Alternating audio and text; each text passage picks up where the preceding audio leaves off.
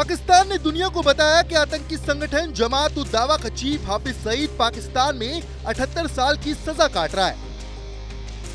हाल ही में संयुक्त राष्ट्र की ओर से भी कहा गया था कि 7 आतंकी वित्त पोषण मामलों में दोषी ठहराए जाने के बाद हाफिज सईद पाकिस्तान के पंजाब की जेल में बंद है। हाफिज सईद को यूएन और बाकी दुनिया जेल में बंद मान रही है, लेकिन वो सबकी आंखों में धूल झोंक कर बाहर घूम रहा है और मदरसे में युवाओं को पढ़ा भी रहा है।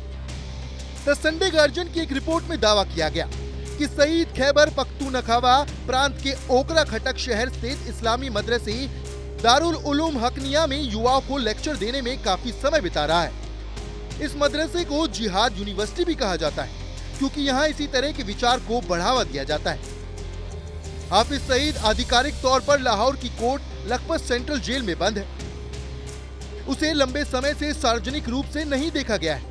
72 साल के सईद को अप्रैल 2022 के बाद नहीं देखा गया है, जब पाकिस्तान की एक आतंकवाद विरोधी अदालत ने उसे आतंकी वित्त पोषण मामले में सजा सुनाई थी और उसे जेल भेज दिया गया था।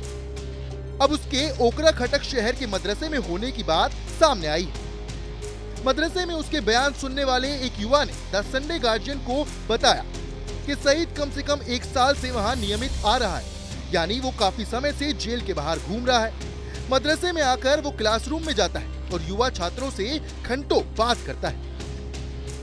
सईद के व्याख्यान छात्रों के बीच लोकप्रिय हैं और इसलिए उसे नियमित रूप से मदरसे में बुलाया जाता है।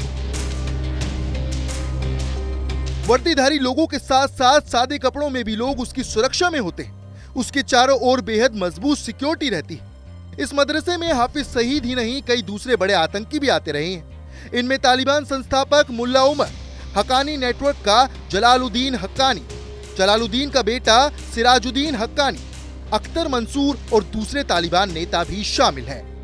पाकिस्तान की पूर्व प्रधानमंत्री बेनजीर भुट्टो की हत्या की जांच में पाकिस्तानी एजेंसियों ने अपनी चार्जशीट में दारुल उलूम हक्कानिया के 3 पूर्व छात्रों का नाम शामिल किया था। पेशावर से 60 किलोमीटर दूर स्थित हक्कानिया पाकिस्तान के सबसे बड़े मदरसों में से एक है। हिंसक गतिविधियों में शामिल होने के बावजूद इस मदरसे को लगातार पाकिस्तान के राजनीतिक लोगों का संरक्षण मिलता रहा है।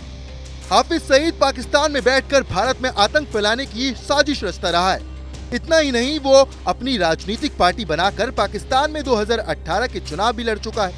इस बार भी उसके परिवार के लोग पाकिस्तान में हो रहे आम चुनावों में हिस्सा ले रहे हैं। बता दें कि बीते साल दिसंबर में भारत ने पाकिस्तान से मांग की थी कि वो यूएन में नामित आतंकी सईद को उसे सौंप दे।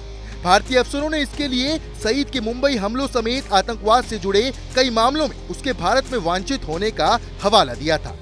सईद भारत की कई एजेंसियों की मोस्ट वांटेड लिस्ट में शामिल है। हालांकि सईद को देने से पाकिस्तान ने साफ इनकार कर दिया है। ऐसी ही तमाम खबरों के लिए देखते रहें रिपब्लिक भारत।